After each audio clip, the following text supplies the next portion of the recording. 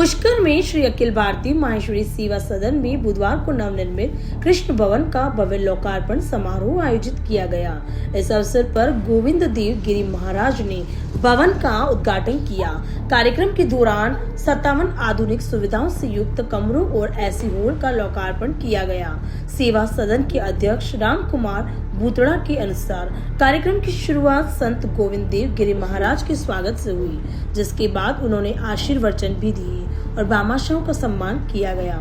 समारोह समाप्त होने के बाद माहौल अचानक बिगड़ गया। आपसी कहासुनी के चलते दो गुट आमने सामने आ गए और विवाद मारपीट में बदल गया। कार्यक्रम स्थल पर लात घुसे चलने लगे, जिससे अफरा तफरी मच गई। मौजूद लोगों और समाज के वरिष्ठ सदस्यों ने बीच बचाव परिस्थिति संभालने की कोशिश की, लेकिन मामला बढ़ता देख पुलिस को सूचना दी गई। सूचना मिलते ही थानाधिकारी विक्रम राठौड़ पुलिस बल के साथ मौके पर पहुंचे। साथ ही तहसीलदार इंद्रजीत सिंह चौहान भी मौके पर पहुंचे और काफी मशक्कत के बाद हालात पर काबू पाया गया। घटना के बाद समारोह की खुशी का माहौल तनाव में बदल गया। फिलहाल स्थिति नियंत्रण में बताई जा रही है। कि आप सदैव हमारे सेवा सदन के प्रत्येक कार्यक्रम में उपस्थित रहते और उचित सहयोग करते हैं। सेवा सदन के कृष्ण भवन को लोकार्पण को लेकर के हमारे कुछ नाराज लोग असंतोष पैदा कर रहे हैं। 6 महीने से वो सोशल मीडिया पे चला रहे हैं। हमने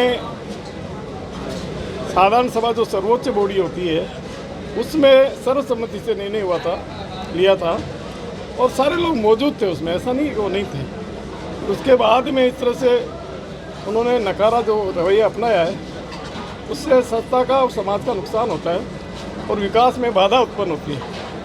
हमारे आग्रह पर परम पूज्य गुरुदेव पधारे, उनका सदैव स्नेह रहा सेवा सदन के प्रति, समाज के प्रति और पुष्कर के प्रति।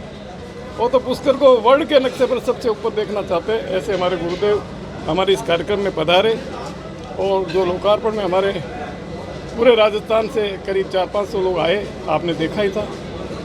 तो मुझे इस बात की प्रसन्नता है कि देखिए क्या करें, विरोध तो होता ही रहता है। विरोध तो मैं भी मजबूत हो गया हूँ सुनते सुनते। क्या है भाई, जिसको 20 गाली निकाली 21 भी निकाल लें, क्या फ़र्क पड़ता है। अब जिसको गाली ही निकालनी है, तो मैं तो एक बार एक यात्री ने मुझे सुबह 100 गाली निकाली, किसी कारण से उसको कमरा नहीं मिला। मैंने कहा और बोलो साहब, और बोलो साहब, और बोलो साहब, तो वो थक ही गया। और क्या बोले साले, 100 गाली बोलती तू सुनता है। इस तरह से कोई भी आदमी नाराज व्यक्ति कुछ भी कह दे। हमने कोई ऐसा अपराध नहीं किया, न गलत काम किया, न गलत काम करेंगे। समाज हित में पूरी जिंदगी हमने काम किया है और ऐसा कुछ नहीं है कि मैं कोई 13 साल अध्यक्ष रह गया यार, फिर 1 साल और रह जाऊँगा तो बहुत बड़ा आदमी बन जाऊँगा। अध्यक्ष ही, और जो ही हमारा तयशुदा काम निपट जाएगा और हम चुनाव करा देंगे। हो सकता है आज की बैठक में कोई इसके बारे में चर्चा हो जाए, चुनाव अधिकारी नियुक्त हो जाए, और नहीं भी हो तो भी तो 1 महीने में हमारा अयोध्या का लोकार्पण हो जाएगा। उसके बाद मुझे कोई शौक नहीं है इस पद पर बने रहने का। हमारे बंधु समझते नहीं है तो मर्जी उनकी है।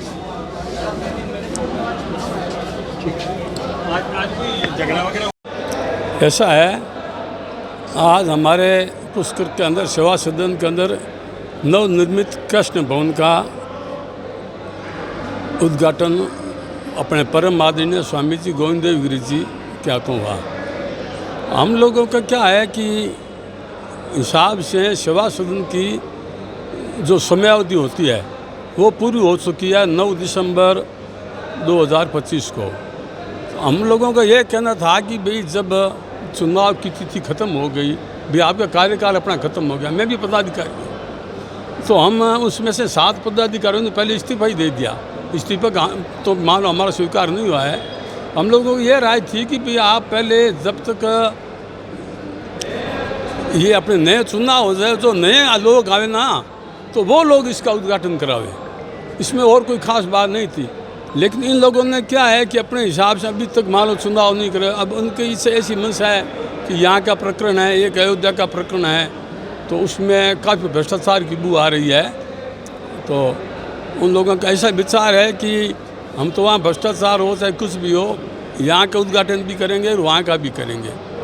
तो हमारा देखो परम पूजनीय गोविंद देव गिरी जी तो वो तो हमारे भी परम आदरणीय है, लेकिन जो हमारा विरोध था वो हमारे वर्तमान अध्यक्ष और उनके जो साथी है, जो बचे हुए साथी, क्यों 7 तो हम निकल गए, 15 में से 7 हम निकल चुके हैं, 8 बचे हैं, उनके साथ था।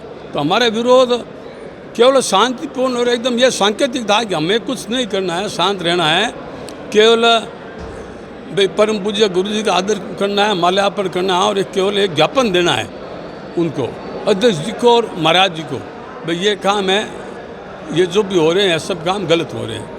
अब उनके वहाँ से क्या है कि सब समाज बंधुओं को बुलाया गया, वो लोग सब आए, लेकिन हमारे क्या है कि जो अभी मान लो ठीक है ये वर्तमान पदाधिकारी है, उनकी पता नहीं क्या मंशा थी, और मैं ज़्यादा नाम तो क्या लूँ, हमारे यहाँ पास में किशनगढ़ के ऐसे हमारे समाज बंधु ही है 5-4, शायद उन लोगों को आप भी थोड़े बहुत जानते होंगे, वो कुछ बाहुबली टाइप के आदमी है, वो लोग उनको हमेशा लाते हैं, पहले भी 2-4 बार ऐसी ही घटनाएं हुई इन्हीं के कार्यकाल में, ऐसी घटनाएं हुई। फिर आज वो आए थे तो मैंने अपने साथियों को सावधान किया कि आज फिर ये लोग आए हैं, ये कुछ न कुछ अशांति कर देंगे। तो और ये अब ये समझो कि ऐसे कार्यकाल जो हमारे देश के पूर्व अध्यक्ष है भी संदीप जी काबरा, वो भूतपूर्व सभापति जी है रामपाल जी सोनी, और इसके अलावा और भी मान लो जो साथी है, उनकी उपस्थिति में जो हमारे देश के भी सर्वोच्च पदाधिकारी है, उनकी उपस्थिति में ऐसे काम होना और या ऐसे काम प्रायोजित करके करवाना, हम तो इसकी पूरी भर्त्सना करते हैं। मेरे साथ भी मारपीट हुई, हमारे जोधपुर के हैं कमल जी चांडक, जो पिछले कार्यकाल आज से 9 साल पहले इसी सदन में कोषाध्यक्ष थे, उन्होंने अपने समय का हिसाब नहीं दिया, अब भी नहीं दिया। और ये जो अभी जो अयोध्या कांड हमारे समाज में चल रहा है, उसको अपना एक कांड लिखेंगे, इसको एक प्रकरण नहीं बोल रहा, मैं कांड बोल रहा हूँ आपके सामने। तो उस अयोध्या कांड के अंदर भी सबसे मूल जो है, उस अयोध्या कांड की जड़ समझ लो, भ्रष्टाचार की जड़ समझ लो, हमारी इस भवन में सबसे बड़ी जड़ ये श्रीमान कमल जी चांडक की है। उन्होंने मेरे साथ काफ़ी मारपीट की, मैं नीचे भी गिर गया, फिर लातों से मारा, मैं शांति से बैठ गया। मेरी एज 75 है, मैं आपको ये भी बता दूं, ठीक है, मैं आपको थोड़ा देखते मैं थोड़ा छोटा लगता हूँ, लेकिन मेरी एज 75 है।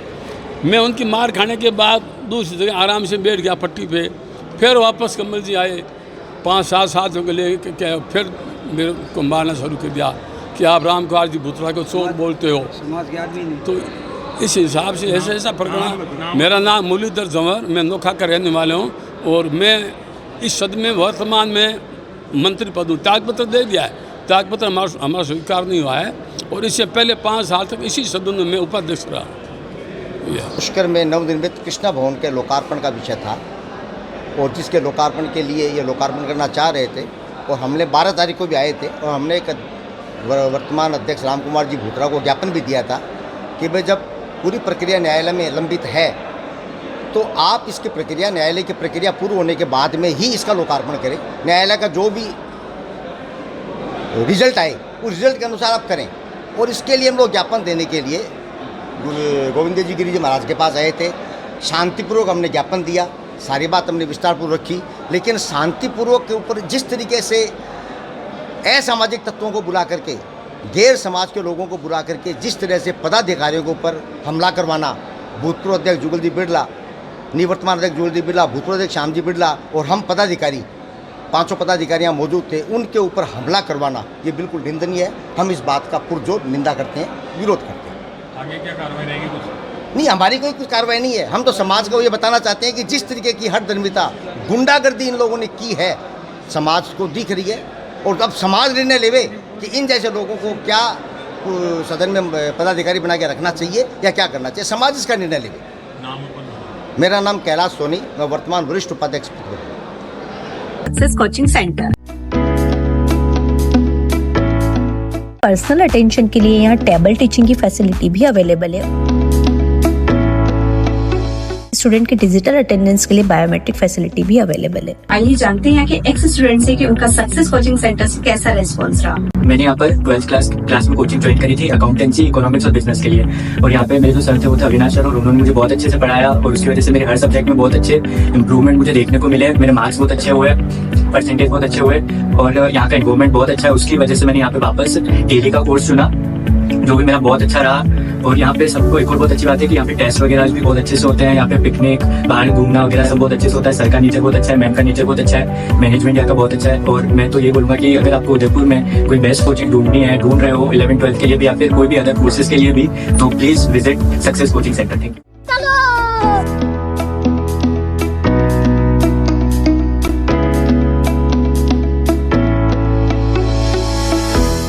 तो चलिए जानते हैं कि मैनेजमेंट स्टाफ से कि यहाँ पे कौन कौन से कोर्सेज करवाए जाते हैं।